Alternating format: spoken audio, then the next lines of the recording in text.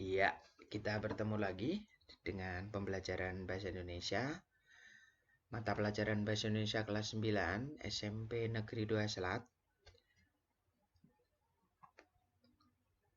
Semoga kita semua dalam keadaan sehat. Ya, kalian sehat semua, di rumah sehat, dan Bapak juga sehat.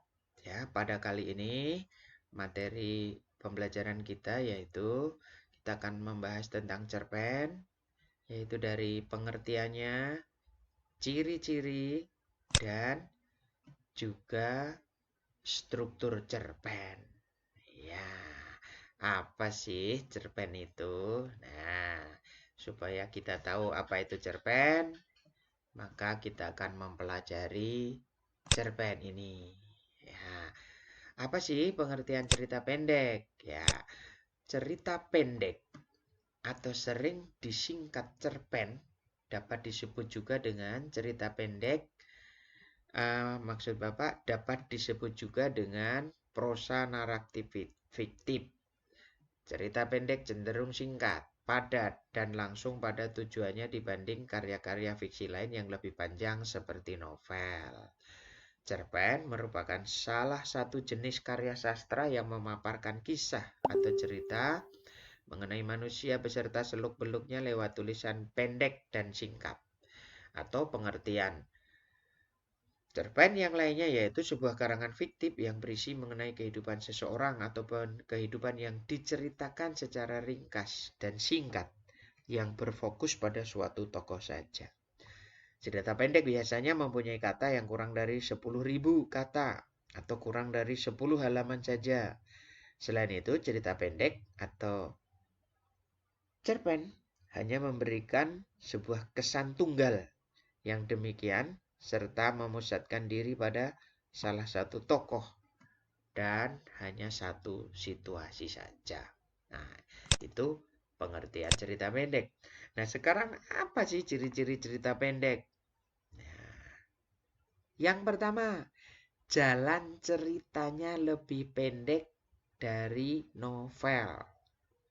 Nah, jika dibandingkan novel, maka cerita pendek ini jalan ceritanya lebih pendek. Yang kedua, sebuah cerpen memiliki jumlah kata yang tidak lebih dari 10.000. Artinya paling banyak itu 10.000. Ya, tidak lebih dari 10.000. Biasanya isi cerita pendek berasal dari kehidupan sehari-hari. Ya, biasanya ya, artinya cerita pendek ini dari kehidupan nyata orang setiap hari. Tapi ada juga cerita pendek yang benar-benar sifatnya hayalan. Ya. Tidak menggambarkan semua kisah para tokohnya. Hal ini karena dalam cerpen yang digambarkan hanyalah inti sarinya saja. Ya, jadi yang digambarkan di dalam cerpen, tokoh-tokohnya itu yang penting-penting saja, inti sarinya saja. Tidak semua cerita itu digambarkan. Tokoh dalam cerpen digambarkan mengalami masalah atau suatu konflik hingga pada tahap penyelesaiannya.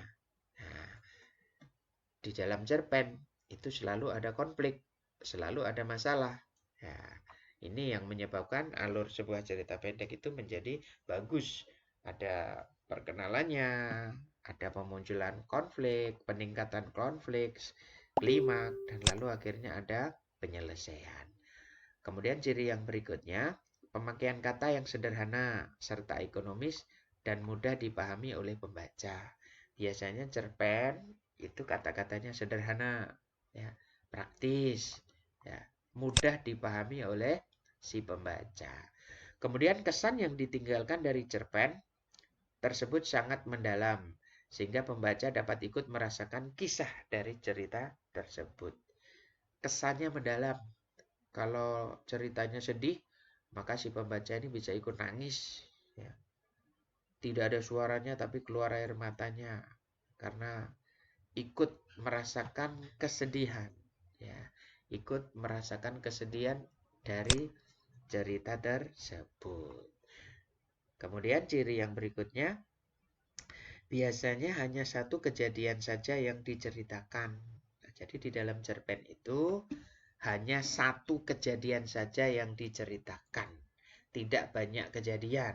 Makanya nanti menjadi pendek. Kalau ceritanya banyak, nanti ceritanya panjang. Bukan cerpen lagi nanti. Ya, jadi ceritanya misalnya dalam perjalanan, ya sekali dalam perjalanan itu saja. Ya, oke. Kemudian yang terakhir, memiliki alur cerita tunggal dan lurus. Jadi alurnya maju. Ini biasanya, ya, bisa juga mundur, bisa juga campuran, tetapi yang jelas adalah tunggal. Nah, itu tunggal ya, nak ya. Berarti kalau tidak maju, berarti alur mundur, tidak ada yang campuran. Oke, penokohan pada cerpen sangatlah sederhana, tidak mendalam serta singkat. Wah, ini ternyata masih ada cirinya ya, nak ya. Jadi ciri yang terakhir adalah penokohan pada cerpen sangatlah sederhana, tidak mendalam, serta singkat. Mengapa singkat? Mengapa sederhana? Ya namanya juga cerpen. Kalau terlalu panjang nanti memerlukan kata yang banyak, bisa melebihi 10.000. Nah itu. Baik. Nah sekarang apa? Kita lihat sekarang. Kalau tadi pengertiannya sudah, ciri-cirinya sudah. Lalu kita lihat sekarang struktur cerita pendek. Nah, struktur cerita pendek ini yang biasanya kita pelajari ada 3. Ya, ada 3, yaitu orientasi, komplikasi, dan resolusi. Tetapi di dalam materi ini bisa Bapak tambahkan. Ya, yaitu apa? Yaitu abstrak. Jadi ada abstrak, ada orientasi, ada komplikasi, dan ada resolusi. Abstrak itu apa? Abstrak merupakan ringkasan atau inti dari cerita pendek yang akan dikembangkan menjadi sebuah rangkaian-rangkaian peristiwa, atau bisa juga sebagai gambaran awal dalam cerita. Abstrak ini bersifat opsional, atau dalam artian bahwa setiap cerpen boleh ada abstraknya, boleh juga tidak memakai abstrak. Makanya struktur cerita pendek ini ada yang 4, berarti ada abstraknya, atau ada yang 3.